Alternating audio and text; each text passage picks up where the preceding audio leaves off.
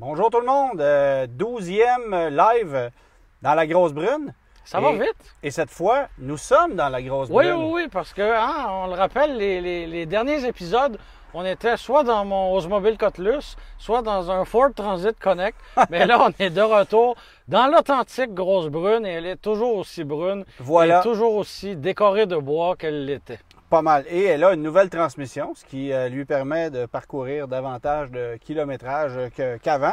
Moyen détail quand même. Hein? Moyen détail. Alors, on va aller essayer ça tout de suite après pour s'assurer que ça roule très bien. Bon, je veux d'abord rappeler aux gens, salutations. Ah, Jean-Marc Parent qui est avec nous. Salutations Jean-Marc. Éric Lavoie qui est avec nous. Bonjour. Je pourrais flasher le plafonnier. Oui, ben oui, Jean-Marc, on te fait ça pour toi. Voilà. Salut voilà. Jean-Marc. Martine qui est avec nous, bonjour. Donc, première chose que je veux mentionner aux gens, si jamais le cœur vous en dit et que ça vous tente d'encourager votre chroniqueur automobile préféré en assumant que lui, c'est le deuxième préféré. Oui, disons ça comme ça. Bon, vous pouvez aller devenir supporter de ma page Facebook pour quelques dollars par mois et ça vous donnera accès à un paquet de contenus exclusifs. Et je vais notamment donner une conférence sur le métier de journaliste automobile dans les prochaines semaines sur ma page Facebook, mais il faut que vous soyez supporter de la page pour y assister. Alors, c'est 6,49 par mois. Ça, c'est quoi? Un café et demi chez Starbucks ou 3 chez Tim Hortons. Oui, voilà. Bon.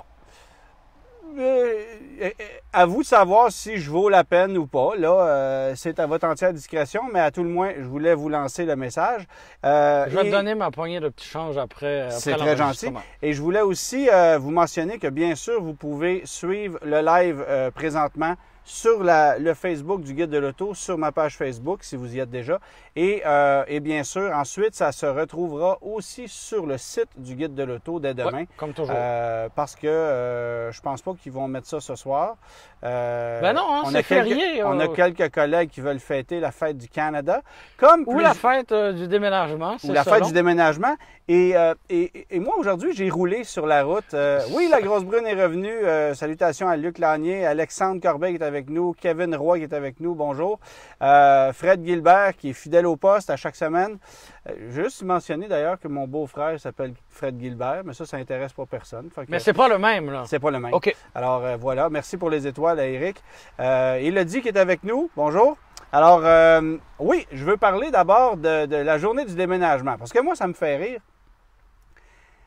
Tu sais, on dit que les gens qui louent des communautos en ville puis qui ils sortent des villes, tu les reconnais par leur façon de conduire. Ils ne sont pas nécessairement toujours habitués. Là, je ne veux pas généraliser, il y en a des bons conducteurs, mais souvent... Petite parenthèse, si tu me permets. Oui. J'avais eu je m'étais mis le pied dans la bouche en racontant à peu près la même chose à un professeur de cégep quand j'étais à Bois-de-Boulogne. Et là, lui me faisait parler. Tout ça pour me dire que c'est lui qui avait fait instaurer les communautos sur le terrain du collège. Alors, mais j'assumais pleinement mes propos, alors il n'y avait pas de problème. Mais c'était assez rigolo comme situation et un peu malaisant. Ouais, alors ceux qui louent des communautos, c'est les mêmes qui vont louer des Bixi. Ils n'ont pas leur propre vélo, ils vont les emprunter, mais tu comprends que l'habitude est peut-être pas autant là qu'un automobiliste normal. Puis évidemment, là, je généralise, c'est pas le cas de tout le monde, là. Mais disons que j'en fais une caricature parce qu'aujourd'hui, 1er juillet, qu'est-ce qu'on voit sur la route? Des camions U-Haul, des camions de location avec des gens qui sont pas habitués de conduire des cubes ou des camions de déménagement. Et ça donne lieu à des situations assez cocasses, telles que des cubes dans la voie de dépassement à 86 km/h avec un camion qui s'en va comme ça. Merci pour les étoiles à Léandre. C'est très, très, très drôle de voir ça aller. Alors pour moi, le 1er juillet, c'est la journée. Des cubes comme ça qui essaient de se reculer devant une entrée. Oui, voilà. Ça prend de nombreux avance-recul avant d'y arriver. Et c'est la journée des on scratch des coins de pare-choc. Tout à fait. Ça va ressembler pas mal à ça pour bien des gens. C'est la journée aussi on emprunte le pick-up du cousin ou du beau-frère. Oui. J'en ai suivi un tout à l'heure sur la 640 qui était, ma foi, très, très, très chargé. Je me serais permis de faire un deuxième voyage à sa place. Il y a David qui nous demande si c'est la Polestar qui est en arrière. Ben effectivement, c'est la Polestar. On va vous en parler dans quelques instants. moi, j'ai vu des véhicules aujourd'hui se faire arrêter. Tu sais, la caricature qu'on voit dans le film Cars, les bagnoles, Ouais. le film d'animation, avec les 2 fourgonnettes et les matelas qui pendent dans le Oui, vide. Là. exactement. Ben, on voyait ça aujourd'hui sur à peu près n'importe quoi. Parce que 2 bungees, c'est pas assez pour Non. tenir un matelas Queen. Puis moi, je me dis qu'un matelas qui a plié en 2 sur 100 km à 110 km/h sur l'autoroute, il doit avoir un creux dans le milieu quand tu viens pour le réinstaller ça après. se peut Je que suis tu pas fasses sûr. pas des beaux rêves, là. Salut à Valérie qui est avec nous. Merci à Pierre-Luc pour les étoiles, c'est gentil. Bonjour à Michel Tessier, Daniel Lafrance, un collègue qui est avec nous. Bonjour. Ben, je pense qu'il y a beaucoup de gens qui nous écoutent, soit sur la terrasse, Ben sur le ouais. bord de la piscine ou à l'air climatisé au Les gens frais, sont là. Oui, j'espère, parce que c'est pas un peu chaud. chaud, On c'est a un peu- baissé les vitres, la grosse brune. Oui. À défaut d'abîmer la couche d'ozone en faisant tourner le moteur pendant 1 heure. Salut à Dominique Bourget qui est avec nous, Pascal qui est avec nous. Bonjour à José. Salut les brownies. Ah, ben j'aime ça. Ben ouais. Ben, c'est le nom d'ailleurs d'une de mes voitures qui est brune. Hein? Voilà. Mon Newport qui est brun, je l'ai baptisé Voilà. Brownie. Elle est aussi calorifique qu'un Brownie. Est-ce qu'on y va avec la question quiz de la semaine? Oui, bien sûr. Bon, ben la question est assez simple. D'où proviennent les phares de la Lamborghini Diablo? Donc voilà, c'est une réponse. On cherche la réponse. Écrivez ça en commentaire. Puis évidemment, on ne parle pas de la première génération, mais des dernières années de la Lamborghini Diablo, parce que la première Lamborghini Diablo a des phares escamotables, et c'est plus tard qu'on a installé des phares fixes. Et ça, c'est des phares d'une voiture de production qui provient d'ailleurs. Alors, de où ça vient? Une voiture d'une plus grande série, un peu, disons. On a ça déjà comme une ça. première bonne réponse qu'on vous donnera à la fin. Oui, exactement. Donc, continuez d'écrire la réponse que vous croyez en commentaire. puis Bon, on va- Alexandre Ménard qui nous donne la bonne réponse. Oui, aussi. mais Alexandre Ménard, hein, c'est un connaisseur. C'est un connaisseur. C'est difficile d'y en passer une. Alors, Ouais, c'est ça. Voilà. Bon, alors, on va parler de la voiture qui est en arrière de moi. Oui. Parce que elle a fait jaser pas mal cette semaine. Je l'ai présentée à Salut Bonjour hier, Martin. Il y a beaucoup de salut gens à qui t'ont Thomas. spoté aussi, je pense, avec cette voiture. Ben oui, là, je vois des photos sur Internet de gens qui... Et il n'y a pas de doute que c'était toi parce que c'est la seule en Amérique du Nord. Là. Je serais pas prêt à dire que c'est la seule en Amérique du Nord, mais c'est la seule au Canada. Ah, bon, voilà. Et c'est une voiture américaine. Parce que pour l'instant, il n'y a pas d'autre Polestar 1 sur la route au Canada. La voiture n'est pas officiellement arrivée. Et on livrera la première d'à peu près une dizaine qui va se vendre cette année au Canada, à Toronto. Donc, il y a un client qui a déjà commandé la sienne. Bagnole de 200 000 $, il faut quand même le mentionner. Oui. Et avec à peu près une seule option disponible, c'est le choix d'une peinture mât pour 7 500 $ parce qu'autrement, la voiture vient à peu près telle qu'elle. Et là, j'ai roulé un peu plus de 600 km avec la voiture. Voici le constat. C'est 120 km d'autonomie 100% électrique. Ouais. Lorsqu'on roule avec ça. Et après, on tombe en mode hybride. Alors, c'est encore plus performant à ce chapitre-là, si vous voulez, qu'une Chevrolet Volt, ou qu'une Honda Clarity, qui pourrait offrir le même genre de rendement, évidemment sans les performances, parce qu'on a 600 chevaux ici. Et sans le luxe non plus. C'est ça. Mais c'est une batterie de 78 kWh. Donc, quand même assez considérable comme taille. Non, ça, c'est pas vrai. Là, je viens de me tromper. Là, je parle de l'autre Polestar. Alors, c'était... Oui, parce qu'il y a la 1 et la 2. Oui, il y a la 1 et la 2. Alors, la 2, ça sera Et on nous dit que le troisième, ben, ça va être la 3. Non, non. Voilà. Ben ça va être un VUS, en fait. Là, Oui. on connaît pas les détails de ce véhicule-là, mais on sait que ça va venir rivaliser, non pas avec un modèle Y, mais un modèle X. Donc, ça va être un modèle plus gros. On vise le haut de gamme. Là. On vise le haut de gamme. Mais la Polestar 2 qui arrive prochainement, début de l'automne, ça va rivaliser avec la Model 3. Prix d'entrée à 69 900 $, 400 km d'autonomie. Donc, ce que je le la trouve disais, très belle en plus. très belle. Voilà. Voiture à haillons, donc Oui. plus pratique qu'une Model 3. Oui. Et on dit que les performances sont assez intéressantes. On parle d'un 0-100 km/h autour de 4 secondes et demie. Mais rendu là, c'est pas nécessairement ce que les gens cherchent, là, je pense pas. Alors, Ils veulent avoir, oui, des bonnes performances, mais une autonomie qui leur permet d'aller où ils veulent finalement, Voilà. avec un certain prestige et probablement une qualité d'assemblage supérieure à celle de la Model 3, pardon. Ben, tu sais, la qualité d'assemblage, c'est clair. La fiabilité, on verra. Difficile de se prononcer, surtout quand on sait que Volvo, c'est pas nécessairement la mecque de la fiabilité.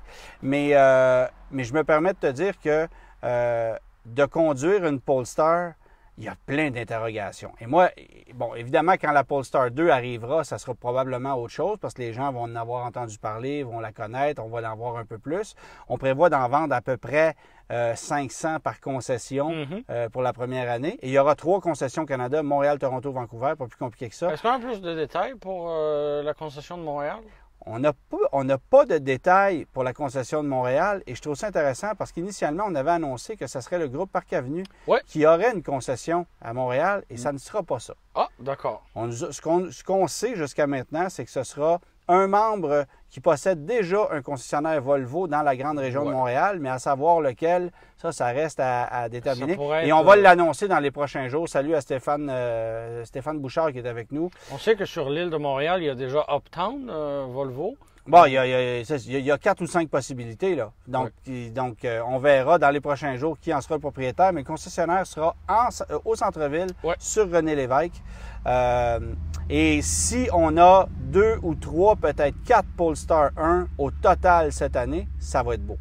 Alors, ça vous donne une idée de l'exclusivité de cette voiture-là. Puis évidemment, comme je suis à peu près le premier à la conduire au Canada, je me permets de vous dire bonjour à Karine Lavoie, bonjour à Carl Bouchard qui est avec nous, c'est le fun.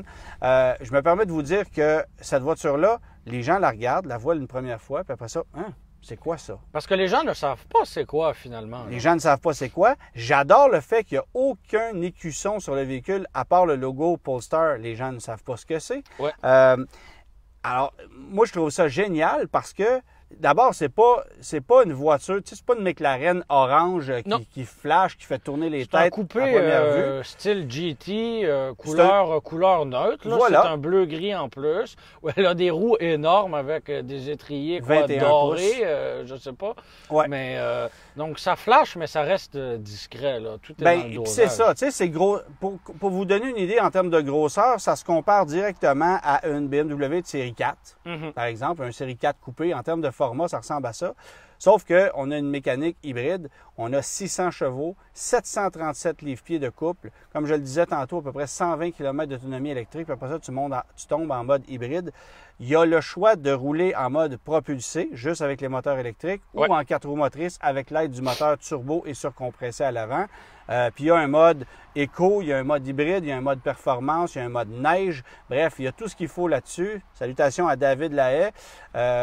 Alors, tu sais, c'est vraiment une voiture super intéressante que je trouve d'une rare élégance. Pas super pratique parce que le coffre est assez étroit, mais c'est vraiment un très, très beau coupé, finition impeccable. Ça, j'ai absolument rien à dire. Puis c'est ce que j'aime. Tu sais, moi, j'aime ça, rouler dans une voiture. C'est une voiture de connaisseur. Puis c'est une voiture qui fait pas nécessairement... C'est pas un look at me car. C'est pas un mode vu. Moi, c'est ce que j'aime de cette auto-là. Alors, les quelques personnes qui pourront se la procurer pour 200 000 ou 3 061 par mois, comme j'aime le dire, parce que on peut la financer. Ça relativise pas mal. Hein? C'est ça. Non, il n'y a pas.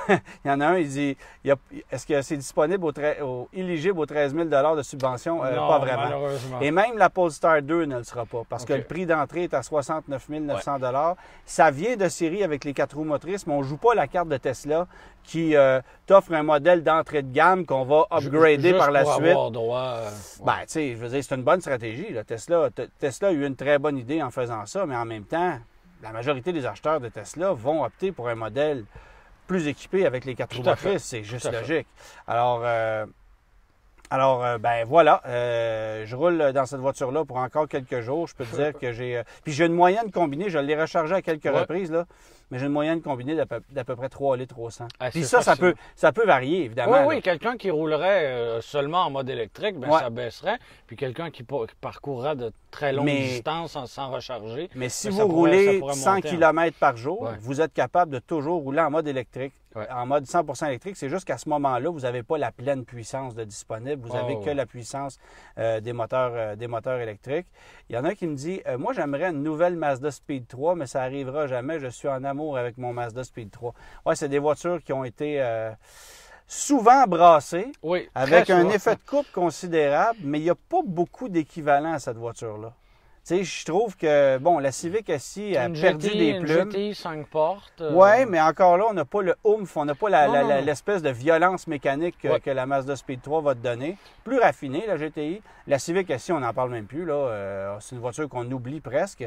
Puis je trouve ça curieux que Honda conserve encore uniquement une boîte manuelle là-dedans. Hein? C'est Tu au-dessus. sais, GTI, là, il doit se vendre 4 boîtes DSG pour une manuelle aujourd'hui. 3 à 3 Ah oui, la En tout part cas, demeure est importante. considérable. Mais la Civic SI, il n'y a pas de boîte automatique ou double embrayage ou CVT. Non. Ben, tu te souviens de l'époque, en fait, c'est pas Subaru qui a fait une WRX avec une Oui. CVT? Oui. Ça, c'était un J'ai peu jamais eu obélisque. l'occasion de conduire cette version-là. Écoute, j'ai même pas le choix de te dire, moi je n'ai conduit une, c'est pas ça si va pire. pas si mal que Ouais, ça. ouais. Mais non, c'est un contre-emploi, là. Jamais je serais capable de choisir ça, c'est sûr. Donc voilà pour la Polestar. Peut-être fait amusant, la couleur des sièges à l'avant n'est pas la même que les sièges à l'arrière. Bon, c'est un détail, c'est particulier. Je pense pas qu'on retrouve ça ailleurs sur le marché. Ben, en fait, tu as des sièges qui sont gris pâle, très, très, très pâle, pour ne pas dire blanc à Ouais. l'avant, qui sont d'un confort extraordinaire. Et les 2 sièges arrière sont noirs. Et ça te donne juste l'impression que ceux qui vont prendre place à l'arrière sont vraiment en punition. Ouais. Alors que ceux qui sont à l'avant sont dans un confort royal. Bref, c'est une voiture 2 places. Ouais. Mais il y a avec des avec sièges à 2 l'arrière. places pour Ben dépanner. voilà, là. exactement. C'est exactement ça. On parle de la nouvelle Kia K5. Oui, donc elle avait été présentée mondialement il y a quelques semaines, quelques mois. On n'était pas certain si elle allait venir en Amérique du Nord, mais là hier, ça y est, on a officialisé le tout. Donc ça va venir remplacer l'Optima, hein, qui portait le nom Optima ici au Canada et aux États-Unis. Ben, On raye de la carte ce nom-là et ça va être l'appellation K5 partout sur la planète. C'était déjà le cas du Ouais. côté de la Corée du Sud, Ouais. où on vendait la Kia K5 depuis plusieurs années. Mais c'est drôle parce que Kia a changé de nom à plusieurs reprises. Vous vous souvenez qu'au moment où Kia est débarqué ici avec une première berline intermédiaire, c'était la Magentis, Ouais. mais qu'on vendait aux États-Unis sous le nom Optima. OK. Et pourquoi on ne pouvait pas la vendre au Canada sous le nom Optima? Parce que Passport avait encore des droits. Voilà. Ah! C'est GM, c'est General Motors qui possédait les droits au Canada pour le nom Optima. Et ça a pris un certain nombre d'années avant que Kia... Se soit libéré, là. Autrement dit, GM accepte de céder le nom. Probablement moyennant supplément à Kia, qui a utilisé le nom Optima à partir de 2011, si ma mémoire est bonne, autour de là. Alors, ben voilà, là, l'Optima disparaît, c'est la K5 et on a vu la conférence hier, je l'avais mis d'ailleurs en live sur ma page Facebook, vous pouvez retourner la voir si le cœur vous en dit. On n'a pas appris grand-chose qu'on ne savait pas déjà, mis à part les mécaniques, mais... Ouais, parce que pour le moteur d'entrée, ça va être un 4 cylindres turbo-compressé 1.6 litres qu'on retrouve déjà partout dans la grande famille Hyundai et Kia. C'est la mécanique de la nouvelle Sonata. Exactement. Pas plus compliqué que ça. Et le moteur optionnel, ça va être un 4 cylindres aussi, turbo-compressé aussi, mais de 2.5 litres. Donc, on promet des performances quand même un petit peu plus grandes avec ce modèle-là. Mais avant d'entrer en live, tu disais avoir certaines réserves quant à l'arrivée de ce moteur-là. Il va y avoir aussi le rouage intégral qui va être en option. Une stratégie qui est différente là, de celle de Nissan avec l'Altima, qui est une autre berline intermédiaire qui voulait peut-être se rapprocher de la clientèle de Tu Subaru. choisirais K5 ou Polestar? Ah ouais, hein?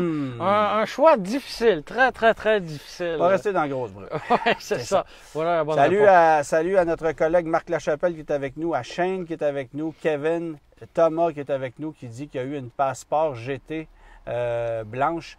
C'est une voiture de haute performance, ça. Une Passport. Trouve-en une aujourd'hui. Non, c'est ça. C'est ça. Il n'y en a pas. Donc, le rouage intégral va être en option. Ouais. Et donc, c'est ça. Tu as certaines réserves quant à la venue du moteur plus En performant des deux. fait, c'est que le moteur 1.6 litres turbo, on va l'avoir. Oui. Moi, j'ai le feeling, si Kia est efficace dans sa stratégie, qu'on va offrir le rouage intégral de série au Canada, ça serait logique. Ça sera Parce bien. que Kia a vendu à peine 1700 Optima l'année passée au pays tout entier. Ouais. Ça, c'est encore moins que le nombre de Mazda 6 qu'on a vendu à 1800 c'est pour dire, unités. puis c'est et loin. la Mazda 6, on la voit comme celle qui se vend plus finalement. Oui, c'est là. ça. Fait que tu sais, ce marché-là a tellement de difficultés aujourd'hui. Il y a à peine l'Accord et la Camry, surtout, qui continuent de se vendre, mais encore là, avec des chiffres de vente qui baissent à chaque année. Ouais. C'est vraiment un marché difficile. Tout le monde disparaît. Et je trouve ça spécial parce que, oui, elle est plus belle que jamais. Là, on s'entend, c'est un look assez spécial. On dirait que c'est jamais assez. C'est jamais assez. Là, on arrive avec 2 moteurs, tu sais, qui vont être turbo. Un des 2 qui va être quand même franchement performant. Ouais. On va avoir le rouage intégral. Qu'est-ce que tu veux offrir de plus? On sait qu'elle va être meilleure que jamais à cause de tous ces éléments-là. Mais on sait aussi que ça se vendra pas. C'est ça. Moi, je veux bien donner la chance aux coureurs. On l'a donné aux autres constructeurs qui sont arrivés avec des berlines intermédiaires. Tu sais, quand Nissan a annoncé que l'Altima allait avoir le rouage intégral de série, ben oui, OK, c'est parfait. Mais les gens en veulent pas. Ben, Tu sais, les gens ne l'achètent pas. Voilà. Bon, je te dirais aussi que l'Altima est victime d'une réputation des précédents modèles qui n'ont pas été très convaincants et qu'on a surtout vu sur des flottes de location. Oh, oui. J'ai peut-être... Mais c'est loin d'être une vilaine voiture, la nouvelle Altima. Tout à fait. Mais tu sais, non, effectivement, on a de la misère. La Mazda 6 se vend plus, comme tu disais. L'Altima qui vient d'être renouvelée se vend pas non plus. À un moment donné, c'est ça. La Sonata, tu vois beaucoup de nouvelles Sonata sur la route? Aucune. Aucune. Voilà. Il n'y en a pas. Je veux bien croire qu'aux États-Unis, la berline intermédiaire n'est peut-être pas encore morte. C'est pour ça que je te dis qu'au Canada... Mais ici... C'est pour ça que je te dis qu'au Canada, la logique, ça serait qu'on n'apporte pas le moteur 2.5 turbo. Ouais. Ça ne donne rien de l'offrir, il n'y aura pas d'acheteur pour ça. Ouais. Parce que tant qu'à débourser 40 000 pour une Ben, berline on a la intermédiaire... Stinger. Non, mais c'est pas ça. Tu sais, Tant qu'à débourser 40 000 pour une berline intermédiaire qui sera aucunement compétitive en location, les gens vont aller chez BM, chez Audi. Oui. On va aller s'acheter une série 3, un truc de même qui va coûter en location à peu près le même prix. Puis de toute façon, dans ce segment de véhicule-là, les gens n'achètent pas, on loue, règle générale. Puis on n'est pas capable de louer. Alors c'est pour ça que ça ne se vend pas. C'est pas plus compliqué que ça. On n'est pas capable. Puis c'est le même sort qui est réservé à la Stinger. Oui, La Stinger, il n'y en a pas sur la route parce qu'on est 200$ plus cher par mois qu'une Audi A4 S-Line tout équipée. On n'est pas capable d'avoir un résiduel qui a de l'allure. Mais ça, c'est vrai chez l'ensemble des modèles qu'il y a. On faisait une analyse cette semaine un peu plus tôt avec différents VUS. Ouais. Puis il y a quelqu'un justement qui posait la question vite, j'ai vu ça passer par rapport au Palisade, qui est un produit qui nous a beaucoup impressionné. On regardait aussi le Kia Telluride. tout à fait. Véhicule exceptionnel qui a des qualités à tous les niveaux, mais qu'on ne peut pas louer, encore une fois. Parce que Kia, écoutez bien, là, à prix égal avec un Honda Pilote, tout équipé, on est 180 $ de plus en location chez Kia que chez Honda. Voilà. Donc la question se pose même pas. Puis moi, je suis pas prêt à dire qu'un Telluride n'aura pas une bonne valeur de revente. Non. C'est juste qu'on n'est pas capable d'avoir des résiduels qui ont du bon sens chez Kia. Puis s'il y a une place où il faut travailler chez Kia, c'est là-dessus. Oui. Cherchez pas Et plus loin. je pense qu'on le sait là, chez Kia. Là. Oui, mais on essaie de nous faire croire qu'on a amélioré, Oh, que oui. Kelly Blue Book a dit que Black Book a dit que... Hey, tant que tu voudras, là, quand tu es 200$ plus cher par mois en location qu'un Honda Pilote qui est en fin de carrière, Oui. je suis désolé, là, mais ça n'a pas de bon sens. Alors, puis là, vraiment Mais là, pour des véhicules à prix égal. C'est dommage parce que ça n'enlève rien aux qualités intrinsèques Ben non. du véhicule. Ben non. Tu sais, parce que y a-t-il un véhicule qui est mieux conçu pour l'Amérique qu'un Telluride ou un Palisade? Je penserai pas, là. Ouais, le Palisade, au niveau finition intérieure, il y a un petit plus, mais au niveau look extérieur, il y a un gros moins. C'est une question de goût, là, encore une fois. Faut aimer le faux chrome. Fait que, on verra pour la K5. J'espère juste que Kia n'aura pas la mauvaise idée d'amener juste des nomenclatures alphanumériques pour ses prochains modèles, parce que là, la K3, la K5, la K7, la K7. La cassette, Hein, ça serait le fun, ça. Oui, ça Hein? va. Il va-tu avoir un lecteur CD dans la K7? Elle va nous jouer de la musique tout seul. C'est ça. Merci pour les étoiles à Danny. Alors, Salon de Genève annulé. Oui, ça, c'est pas drôle parce que, on le sait, là, la planète c'est a le plus arrêté gros de salon au tourner. monde. Tout à fait. Et ça devait avoir lieu en mars dernier, mais en raison de la crise de la COVID-19, comme vous le savez tous, le salon a été annulé. Bon, au début, on a été pris par surprise, puis par après, on s'est dit, ouais, franchement, c'était peut-être pas une si mauvaise idée. Mais là, alors qu'on est encore simplement en juillet depuis ce matin, on annonce déjà que l'édition 2021, qui va se tenir en mars 2021... Correction, qui ne se tiendra pas qui ne se tiendra pas en mars 2021. Ouais. Parce que l'organisation, premièrement, manque de fonds parce que justement, il n'y a pas eu d'édition cette année. Et ce qu'on nous a dit, c'est qu'il y a un sondage qui avait été fait avec les partenaires du salon, donc les constructeurs et les autres exposants. Et ils n'étaient pas très nombreux à être motivés pour se présenter à ce salon-là. On sait que ça coûte extrêmement cher pour les constructeurs d'assister à ces salons-là. Et si tout le monde est dans une situation peut-être un peu plus fragile et les constructeurs automobiles n'y échappent pas. Donc, ça peut peut-être être un endroit où on va couper. C'est bien malheureux. Donc, mais ça pourrait... Et là, le salon est à vendre. Donc, on nous expliquait que on aimerait vendre le salon à leur espèce de palais des congrès à eux. Ça s'appelle le Palexpo. Le Palexpo, hein, c'est un nom qui décrit tout. Ouais. Donc, c'est très, très, très incertain comme avenir. Tant qu'à parler de salon de l'auto, le prochain, ça devrait être celui de Los Angeles en novembre prochain. Oubliez ça. Oubliez ça. Je fais F5 sur mes courriels à chaque jour pour attendre son annulation. Oui, non, c'est ça. Alors, oubliez ça. Moi, j'ai pas l'impression qu'on va revoir un salon de l'auto avant bien des années. Et on va devoir assister à un paquet de présentations virtuelles où on va nous remplir de belles informations sur Internet. C'est très impersonnel. J'ai hâte de voir celui de Montréal parce que oui, à l'échelle globale, celui de Montréal, on est loin d'être aussi important que celui de Genève. Ouais. Mais sur le plan local, bonhomme à l'œil, il y a quand même entre 180 et 200 000 personnes qui y vont. Est-ce qu'on va pouvoir accueillir 35 000 personnes le samedi comme on le faisait Bonjour par la distanciation. Bonjour, ça, on est tassé comme des sardines. Est-ce qu'on va pouvoir s'asseoir dans les véhicules pour toucher aux matériaux, ouvrir le coffre à gants? Est-ce que c'est plein de questions qui restent un peu en suspens. Donc, voilà, tout ça est très, très, très intriguant. Et, très intriguant. En tout cas, moi, ça. C'est certain que les chiffres du Salon de l'Auto de Montréal, s'il a lieu, vont baisser drastiquement. Alors, qu'est-ce que ça va avoir comme impact sur les exposants qui payent des fortunes pour être présents sur place? Je te le confirme. Moi, j'ai bien hâte de voir, mais je crois pas beaucoup en l'avenir des salons automobiles. Des salons point, en fait. Il y en a un qui dit « J'aime mieux le salon de l'amour et de la séduction ». Ah, oui, c'est une clientèle différente. Bien, en fait, c'est un salon où on va peut-être créer de la distanciation dans l'espoir de se rapprocher ailleurs. Oh, mon Dieu! N'est-ce pas? C'est poétique, ça? Quand même. Quand même. Je veux revenir sur une chronique que j'ai faite la semaine passée à Salut Bonjour. Écoute que j'ai reçu des tomates. Ça a fait un petit peu jaser. J'ai reçu des tomates. Ouais. Bien, j'ai reçu beaucoup de messages de gens que ça concernait directement.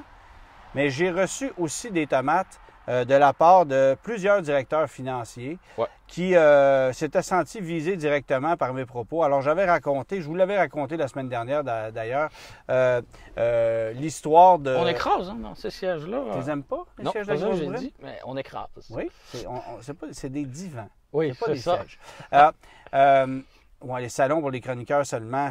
Je ne penserais pas. Je pense qu'on ne se donnera pas la peine de déplacer. Non, exactement. Est-ce qu'on va faire des présentations spéciales? Non. Là? Non, mais des présentations spéciales et indépendantes, ça probablement, ou des trucs virtuels. Mais de là à louer un palais des congrès au complet puis remplir les 7 étages, non. C'est sûr. Alors, donc j'avais mentionné un cas où une personne payait une fortune pour une Honda Civic, s'était fait rouler dans la farine par un directeur financier qui lui avait fait croire à un taux d'intérêt abaissé suite si la personne achetait un paquet de produits au directeur financier. Donc, on lui présentait ça comme une condition. On avait faussé le taux initial pour ensuite lui faire croire qu'on lui baissait si elle achetait. Et la personne s'est retrouvée, une personne très naïve s'est retrouvée vraiment en souricière et a décidé de tout choisir.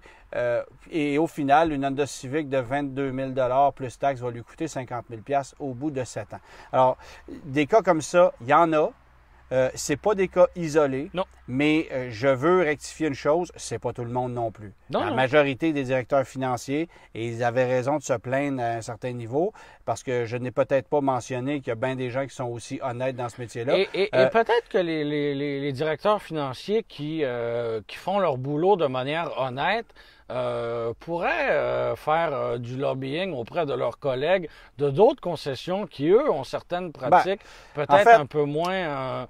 peut-être un peu plus discutable, disons, parce que c'est tout leur métier qui écope finalement. Comme celui de vendeur. Et c'est la concession et la marque qui est représentée aussi, qui écope, parce que cette dame-là qui a acheté cette voiture-là, elle aura bien beau être amplement satisfaite de sa Civic, mais au bout de 7 ans, ça se pourrait comme on dit en bon français, elle va l'avoir de travers dans la gorge. Oui, c'est ça. Donc, ça se pourrait que non seulement elle ne reprenne pas une Civic, mais qu'elle ne retourne pas à ce concessionnaire-là parce qu'elle a eu une mauvaise expérience en raison d'une personne qui a des pratiques malhonnêtes. Tu peux en être certain. Puis ce qui est intéressant, c'est que, bon, suite à la divulgation de ce cas-là, il y a Honda Canada qui m'a appelé pour avoir des détails de la cliente. Il y a l'Autorité des marchés financiers qui m'a contacté pour avoir des détails sur le contrat. Ouais. La personne veut demeurer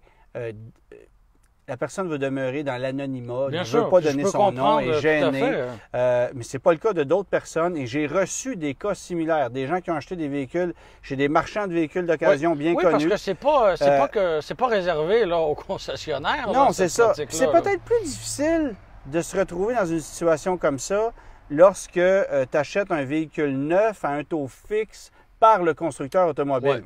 Mais quand tu te retrouves en deuxième chance au crédit ou quand tu achètes un véhicule d'occasion... Puis que c'est financé sur le coin de la table. Bon, pas sur le coin de la table, mais par une banque et non pas par Honda Canada Finance, par exemple. Bien là, c'est peut-être un peu différent. Donc, il va falloir que je revienne là-dessus. Puis pour vous rappeler l'histoire, c'est que le directeur financier avait mentionné que l'institution financière exigeait de la cliente qu'elle achète des produits afin d'abaisser le taux. C'était une condition, là. Et on sait très bien que ça se peut pas. Même si, des fois, dans certaines situations, tu pourrais avoir une banque qui va dire, bon, est-ce que le prêt est bien protégé parce que moi, je veux me sentir à l'aise. Il n'y a pas une banque qui, légalement parlant, peut exiger ça. Alors, ça, c'est un cas problème.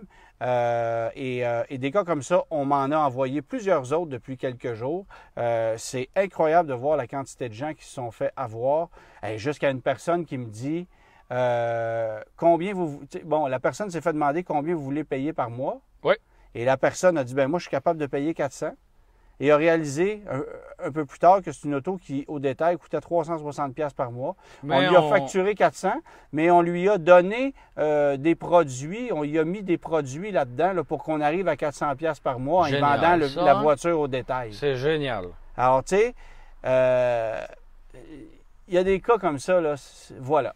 Ça n'a aucun bon sens. Aberrant. Ça, c'était du côté d'un concessionnaire Ford. Petit truc peut-être pour les consommateurs, ne vous présentez pas en concession en dévoilant votre jeu non plus au complet comme ça. Là, non, c'est ça. Faut peut-être être un petit peu plus, peu plus discret. Mais ce qui est dommage, c'est que tu as, je dirais, 5 à 10% des directeurs financiers qui vont entacher la réputation de tout le monde. Et c'est la même chose pour les vendeurs automobiles. Alors, demandez-vous pas pourquoi il y a une réputation de merde pour ces métiers-là. Et moi, ce que je vais vouloir faire pour ça, c'est de créer une table ronde où je vais rassembler avec moi 6 ou 7 directeurs financiers qui travaillent dans différents types de commerces.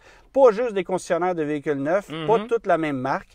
On va rassembler des gens de tous les milieux qui vendent de la deuxième, de la troisième chance au crédit ou qui financent des Mercedes à 100 000$. Je veux vraiment me retrouver avec des gens qui se retrouvent dans différents milieux.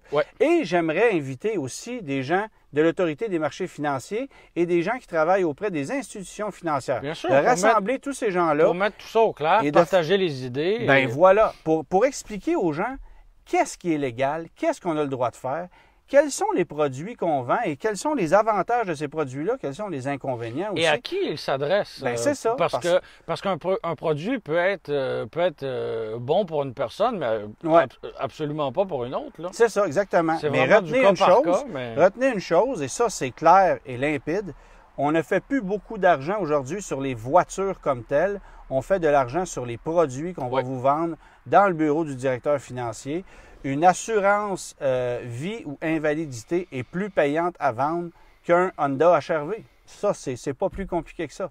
Alors, je voulais revenir là-dessus. Un petit mot peut-être sur l'avenir des véhicules électriques, Germain. Je voulais parler de ça aussi parce que alors que le litre on dirait qu'ils sont oubliés un peu ces temps-ci. Et ce qui nous a fait penser à ça, c'est qu'on est passé tous les deux devant un concessionnaire Volkswagen pour ne pas le nommer. Et devant la concession étaient alignés des Volkswagen e-Golf. Et avis à 13 à la 12e. Avis à ceux qui en magasinent une, vous avez un choix de couleur, c'est pas un problème. Bon. Donc, ce qu'on réalise... Et il n'y a pas si longtemps, c'était des mois d'attente là, pour ces véhicules-là. Donc, on n'était pas capable de suffire à la demande. Mais là, visiblement, on a plus d'inventaire que la demande. Il y a tout le contexte on est arrivé avec un nouveau crédit gouvernemental. On a rapatrié des inventaires du reste du Canada qui ne se vendaient pas ailleurs. Il y a ça. Mais l'industrie a changé aussi. Oui. Puis 200 km d'autonomie, les gens ne veulent rien savoir. C'est fini. Non, là. mais je sais que tout le monde veut 400 km, mais la réalité, c'est qu'il y a beaucoup de gens qui font moins de 100 km par jour, là. Donc, tu n'as pas besoin d'aller chercher un véhicule extrêmement cher avec Germain, as-tu besoin d'un Dodge Grand Caravane quand tu as un enfant? Absolument pas, mais les gens achètent ça pareil. Non, les gens ils achètent des Explorer, des Pathfinder, des Highlander, excuse-moi. Mais bref. Mais la réalité, c'est que 200 km d'autonomie, ça diminue quoi de moitié là, par les journées de très, très, très grand froid. Ouais. OK, parfait, mais ça reste 100 km. Vous vous rebranchez quand vous arrivez à la maison, puis ça finit. Là. Mais là, on dit que les ventes de voitures électriques ont chuté. Ouais. Les concessionnaires ont de l'inventaire pour des Chevrolet Bolt, c'est incroyable. Ouais. Les Volkswagen e-Golf, c'est la même chose. On a des Leaf en inventaire. Peut-être un peu moins du côté du Kona, mais ça a toujours été un problème avec le Kona. Ouais. Mais là, j'ai pas, moi, l'impression qu'on va continuer de voir débarquer des véhicules de ce genre-là. Et je peux même pas les qualifier d'abordables parce qu'à 45-50 000 c'est pas abordable. Mais quand tu fais le calcul au bout de 5-6 ans puis que tu n'as pas mis d'essence, tu peux te dire, c'est revenu à peu près au même prix que si j'avais acheté un véhicule de 25-30 000. Ouais. OK, on peut calculer ça comme ça. Puis, tu as fait un geste environnemental, tu as peut-être économisé 10, 15, 20 sur tes assurances parce que tu roules vert. Bon, il y a quelques avantages comme ça. Mais les constructeurs automobiles ne sont pas intéressés à fabriquer des véhicules électriques qu'on va vendre. À la base, c'est pas payant, là. Ben non, c'est pas payant de vendre ça. Et là, ce qu'on constate, c'est le dévoilement d'un paquet de véhicules électriques à 100 000 $. C'est plus Cadillac Lyriq, GMC Hummer, nomme-les, le Rivian, tout ce que tu voudras. Ford qui a annoncé le Ford Mustang Mach-E. Ouais. On annonce un prix d'entrée à un peu plus de 70 000 $. Mais on s'entend que la majorité vont se vendre 80, 90, 95. Donc là, on va chercher une marge un petit peu plus intéressante pour chacun des niveaux. Là, et combien on va en avoir aussi? Parce que chez Ford, à chaque fois qu'on nous promet un véhicule électrique ou hybride enfichable, c'est au compte-gouttes à un taux de 14,99 %. C'est pas finançable, ça n'a pas de bon sens. Alors, j'exagère, là, mais... Ça a toujours été le cas. Moi, du plus loin que je me souvienne... Même de l'hybride régulier, on peut penser à l'Explorer, qui avait été présenté là, écoute, tu comme une révolution, mais... Recule en 2008. Oui. Recule en 2008, quand on avait le Ford Escape, on finançait ça à 7,9 puis on finançait l'autre Escape à 0,9. Ben voilà. Tu sais, avec un V6. Fait que ça illustre très bien. La question se pose même Focus pas. électrique, c'était la même chose les premières années. Bon, pas à la fin, mais les premières années, une Focus électrique, c'était pas achetable. Ça avait 120 km d'autonomie, 130. Oui, ça, c'est... C'était épouvantable. Alors, fallait vraiment moi, je suis vraiment inquiet. Mathieu Roy qui est avec nous. Salut, Mathieu. Bonjour, Mathieu. On a parlé un peu plus tôt de notre chronique de dimanche, justement. Mathieu Roy qui anime maintenant Salut Bonjour le week-end pour tout l'été. Alors, on le salue. Jean Fréchette qui est avec nous. Linda Rémillard qui est avec nous. Salut tout le monde. Je voulais glisser un mot là-dessus parce que, mis à part Volkswagen qui nous promet une voiture électrique dite abordable et qui devrait arriver prochainement, on n'attend pas grand-chose d'autre. Nouvelle génération de la Bolt? Oui. Mais qu'en sera-t-il vraiment? Est-ce qu'on va continuer à en offrir ou est-ce qu'on va plus se pencher vers un VUS qu'on va vendre 60, 65? Ça va être quoi la stratégie? Mais moi, j'ai pas l'impression que des véhicules électriques à 35, 40, 42 000, on va avoir encore bien longtemps. Et je sais pas toi de ton côté, mais moi du mien, j'entends beaucoup de gens mentionner qu'ils attendent de faire l'achat d'un véhicule électrique qui repoussent cet achat-là en se disant que ça va être moins cher plus tard parce que ça va être une technologie qui va être plus répandue. On n'a pas de boule de cristal. Il y a beaucoup d'écoles de pensée. Mais ce qui est sûr, c'est qu'actuellement, les gens n'achètent pas électrique parce que, aussi drôle que ça puisse paraître, les gens achètent un véhicule en fonction du prix à la pompe aujourd'hui. Ouais. Pas demain, pas la semaine prochaine, pas la semaine passée non plus. Mais en même temps, c'est difficile de prévoir combien va coûter le litre Je d'essence. le sais, mais c'est toujours ça. Ouais. Quand l'essence a baissé à 75-80 sous le litre, tout ce qui se vendait, c'était des F-150, des Ram, des Silverado, Ram Hemi, des Ram classiques. D'ailleurs, ça se vend encore pas mal, le Ram classique. Ben, on n'a pas d'offre de pick-up intermédiaire chez FCA. Et as-tu vu comment on passe rapidement de la voiture électrique à un Hemi? Ça nous ramène tout le temps. Ça nous ramène tout le temps, on n'a pas le choix. Oui, Nicolas qui nous dit Polestar qui est en arrière, bien sûr, c'est la Polestar 1. J'en parlais un petit peu plus tôt. Voiture que j'ai conduite depuis quelques jours, qui est très agréable, soit dit en passant. D'ailleurs, de ma place, je ne vois pas nécessairement tous les commentaires qui rentrent, mais s'il y en a qui viennent de se joindre à nous, on a lancé la question quiz au début du live. Et ça va comme suit. D'où proviennent les phares de la Lamborghini Diablo? Donc, écrivez ça en commentaire. On donne les phares de la Lamborghini Diablo qui a été vendus durant les dernières années de sa production, exactement. Non pas ceux qui sont escamotables. Alors, voilà pour ceux qui veulent répondre à cette question-là. Qui me parle de Subaru Rebecca? Il y a Ridan qui nous parle de ça. Et c'est quelqu'un visiblement enthousiaste parce que le commentaire est revenu quelques fois et en majuscule avec plein de bonhommes. Donc, j'imagine qu'on parle du Tribeca. Du Tribeca, mais quelle est la question? Je ne sais pas. Ça viendra peut-être dans les Alors, minutes. Et Patrice qui nous dit FCA n'offre pas grand-chose. Bien, on offre des V8. Ben oui. Puis un Pentastar. Mais c'est sûr que côté voiture électrique, on a la Pacifica hybride rechargeable, puis ça ressemble à ça. Exactement. Quelques questions, Germain, on peut répondre à tout ça. Question 1, on a Karine qui demeure dans Charlevoix, magnifique région, soit dit en passant, et qui hésite entre un Mitsubishi RVR et un Subaru Crosstrek. Elle voudrait savoir c'est lequel des deux qui aurait le meilleur rouage intégral, parce qu'il y a des côtes dans ce coin-là. Il y a des côtes, il y a de la neige. Pour avoir passé beaucoup de temps dans Charlevoix, il y a des routes qui sont particulièrement maganées aussi. Peut-être pas la 362, là, mais quand tu t'en vas te promener loin du fleuve, là, ça peut être assez magané. Et je me pose pas la question, moi je m'en vais chez Subaru tout de suite. Et c'est pas parce qu'on a un meilleur rouage intégral chez Subaru, parce que là-dessus, Mitsubishi a un super rouage intégral. Tout à fait. J'ai rien à dire. C'est tout le reste. Et c'est aussi un véhicule très fiable. Mais au niveau de la conception, au niveau du rendement, du confort, de la mécanique, de l'équipement, des éléments de sécurité, de la maniabilité du véhicule, c'est Subaru all the way. Alors, la Crosstrek, et si c'est possible, avec l'option du moteur 2.5, on va l'offrir en version outdoor très prochainement. Ça arrive pour 2021. C'est ça. Alors là, on a un 2 litres actuellement, 152 chevaux. Mais on va aussi offrir un moteur 2.5 litres qui va faire 30 chevaux supplémentaires, qui sera uniquement offert avec la CVT. Ça fera pas de temps. Mais la CVT offre un meilleur rendement dans la Subaru que chez Mitsubishi. Alors ça aussi, c'est une consolation. Alors moi, j'irais chez Subaru haut la main. Puis évidemment, il existe aussi d'autres produits chez Subaru, Forester, Outback, plus cher, plus gros, plus confortable, mais qui utilisent les mêmes éléments mécaniques que la Crosstrek Outdoor ou la Limited qui va être offerte avec le 2.5 aussi.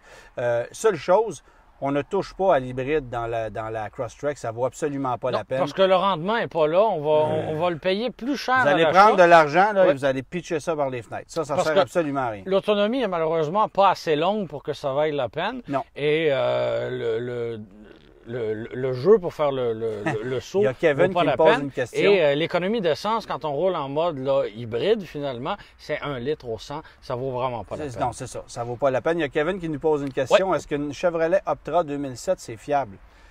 Bien, c'était pas fiable en 2007. Donc, en 2020... poser la question, c'est y répondre. Oui, cela dit, si on paye 400 $, c'est ça. Non, mais même à ça, même si c'est une grand-mère. Et que le véhicule a été entretenu et que, tu sais, je sais pas moi, qu'il n'y a pas de corrosion, qu'il y a des freins neufs aux 4 roues, que les suspensions étaient refaites et qu'il a été entretenu vraiment à la lettre et on paye ça, comme tu dis, quelques centaines de dollars, ben là, effectivement, tout est relatif, mais sinon, c'est un gros non. Là. Non, c'est un gros non, c'est sûr. Puis là, on revient avec le Tribeca. Alors oui, il veut savoir ce qu'on pense du Subaru Tribeca.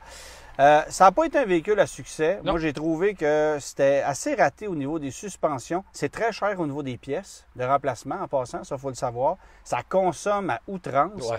Alors, Subaru a plusieurs très bons produits, mais celui-là, on l'a raté 2 fois plus tôt qu'une. C'est pas Puis pour les rien qu'on acheteurs- l'a enlevé. Et les acheteurs n'étaient pas au rendez-vous. Je pense Non. que les gens l'ont compris. C'était ça, trop que- cher, c'était mal pensé pour le marché nord-américain. On l'a Alors raté que ce produit-là, la alors Sand, touchez qui est pas à la- ça.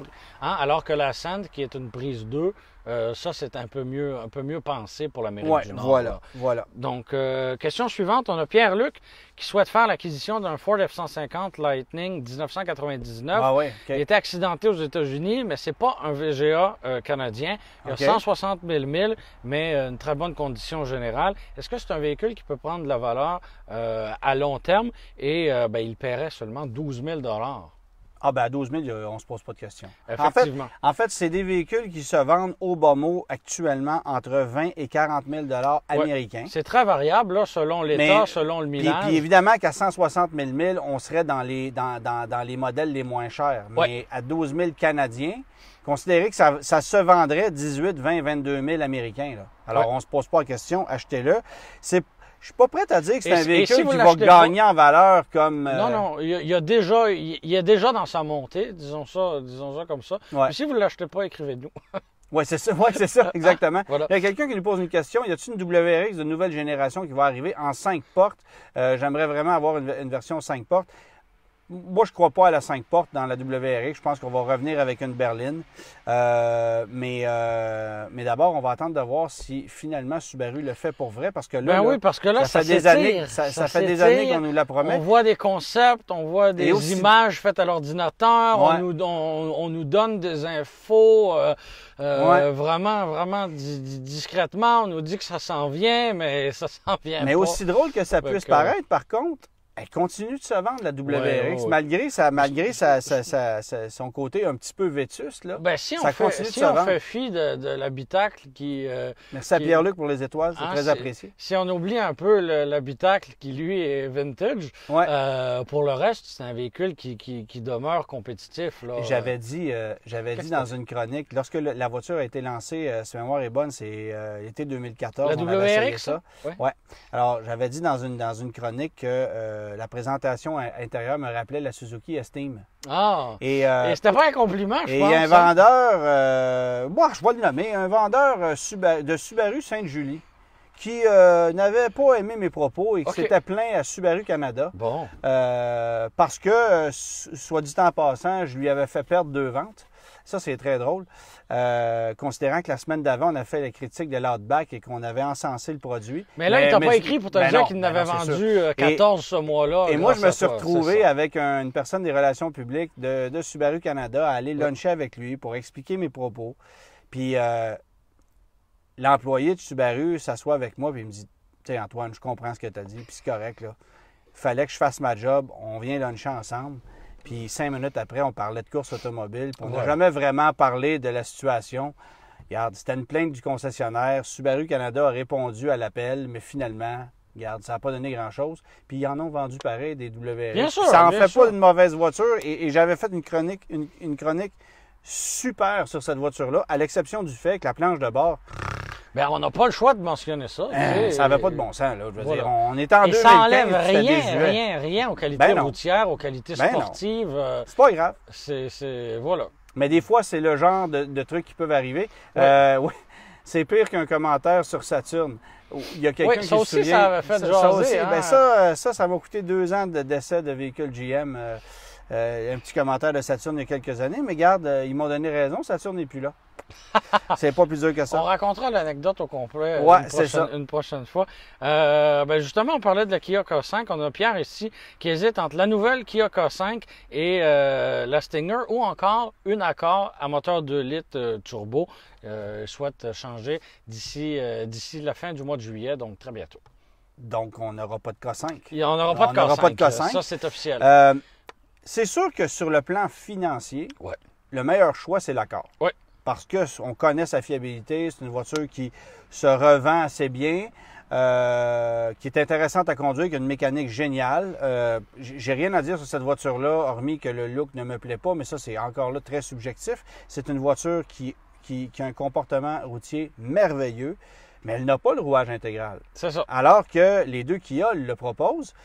Puis les Stinger, actuellement, bon, si vous avez l'intention de louer, oubliez ça. Si vous avez l'intention de louer, automatiquement, vous vous retrouvez chez Honda. C'est la seule option possible. Mais si on parle d'achat, ça se compare un peu plus. Ben là, si on parle d'achat, une Stinger, je pense qu'on peut avoir de bons rabais. C'est une sacrée machine intéressante à conduire. Il y a beaucoup de technologie. C'est très dynamique comme conduite. Oui, vraiment. Alors, moi... Avec un look assez frappant en plus. Là. Il n'y a pas grand-chose d'autre qui ressemble à ça. Non. Alors moi, Go... Le moteur biturbo, qui est le seul désormais offert, là, ça marche. Là. Il y a quelqu'un qui dit, vous devriez faire un épisode sur nos anecdotes automobiles. Ça en prendrait plus qu'un. Oui. Il y en a quelques-unes. On pourrait faire 12 épisodes. Voilà. Donc, mon choix, si vous voulez acheter, j'irai voir la Stinger, voir les offres qu'ils ont actuellement. Et si on est vraiment, vraiment agressif et que vous voulez acheter une voiture ou la conserver longtemps, je pense qu'on se ferait plaisir au volant de Stinger. Autrement, c'est l'accord. Voilà, c'est assez clair. Plus dur que ça. Dernière question, on a Marianne qui visiblement est indécise. Elle nous informe qu'elle roule environ 100 000 km par année, donc ce qui est quand même pas mal. Elle hésite entre une Acura ILX, une Kia Forte, une Mazda 3 puis une Volkswagen Golf. Ah oui, hein? C'est drôle parce que chez Acura, on ne nous dira jamais que l'ILX est une concurrente de ces voitures-là, mais pourtant, ça ressemble à ça. Oui, mais l'ILX, c'est une voiture oubliée, c'est une voiture que j'apprécie, c'est une voiture, j'en ai possédé une, moi, un modèle 2014 manuel, alors qu'il la faisait encore en une version dynamique, j'ai bien aimé, très petit à l'intérieur, on se sent même presque étouffé à l'intérieur. Alors, si quelqu'un qui est un peu claustrophobe, c'est pas la meilleure option. Et moi, pour rouler 100 000, rouler 100 000 km par année, c'est une Golf, parce que tu es toujours sur l'autoroute. Juste pour finir sur le ILX, même en termes de dégagement pour la tête, moi, je frottais au plafond. Là. Je mesure une miette de moins que 6 pieds, là, on s'entend, je ne suis pas un géant. Tu n'as pas une tête enflée tant que ça. Puis j'ai pas une tête enflée tant que ça. Mais ma grosse moumoute frottait au plafond. C'est ça. Voilà. Alors, mais oui, la Golf est une excellente routière. En fait, c'est que... Le haillon est pratique et voilà. C'est quand on roule... Premièrement, il faut comprendre un truc. C'est que lorsqu'on roule on fait autant de kilométrage que ça, généralement, les voitures ne s'abîment pas. Parce qu'on ne fait que de l'autoroute, les voitures dorment, donc elles subissent pas... Et c'est pas ce qui est forçant. Non, elles ne subissent pas de sévices, donc il n'y a pas de risque de problème de fiabilité majeur dans ces cas-là. Là, il y en a qui pourraient penser à la Kia parce qu'elle a une garantie plus longue, mais la garantie va être brûlée au bout d'un an de toute façon. Oui, justement, alors, ça à cause change du pas kilométrage grand-chose. qui, lui, est élevé. Moi, puis, je veux dire, si je fais 100 000 km par année, je vais avoir une routière. Je vais avoir la voiture avec laquelle je vais être capable de rouler pendant 8-10 heures sans avoir mal au dos. Et la seule dans le lot qui est capable de faire ça, c'est la Golf. Et c'est une voiture qui a du punch en plus. C'est confortable, c'est silencieux, c'est bien pensé à l'intérieur. C'est spacieux aussi. Tu disais que la ILX, c'était pas ce qu'il y avait de plus. Tu sais, j'enlève rien à la Forte, qui est une voiture très bien pensée. Mais 100 000 km par année, ça fait beaucoup de lignes pointillées au bout d'une année. Ça. Et je recommande fortement l'application d'une pellicule protectrice, genre Protex, là, pour mettre sur le devant de la voiture. Surtout si vous êtes sur la 20. Hein? Parce qu'à 100 000 km, c'est certain que les éclats de roche, ils vont en avoir 13 à la douzaine. 13 à la douzaine. Je te laisse donner la réponse du quiz. C'est vrai. Oui. Alors, la réponse, c'est 300 ZX. Nissan 300 ZX. Vous avez été quelques-uns, hein? Oui, à l'avoir, la bonne réponse. Mentionner. Alors, une Lamborghini Diablo, dans les dernières années, avait des phares fixes, non escamotables, et c'était des phares de Nissan 300 ZX qu'on avait plantés là, tout simplement. Et ça paraissait pas vraiment. Honnêtement, l'intégration... Pour vrai, fallait le savoir. Fallait le savoir, c'est ça. Bon, voilà. Moi, j'ai pu... Ma bouteille d'eau est vide, fait que c'est ça. C'est ça qui est ça. Alors, on vous remercie d'avoir été là. Merci pour les étoiles. Je rappelle à tout le monde que vous pouvez devenir supporter de ma page. Je vous encourage à le faire. Allez revoir, évidemment, ce clip-là, si vous l'avez manqué au complet, sur la page du Guide de l'auto dès demain. Et ça sera sur nos pages Facebook respectives. C'est un rendez-vous la semaine prochaine. Oui, c'est ça. Bonne fin de congé. Et Happy Canada Day! Oui, c'est ça. Salut tout le monde. Bye bye.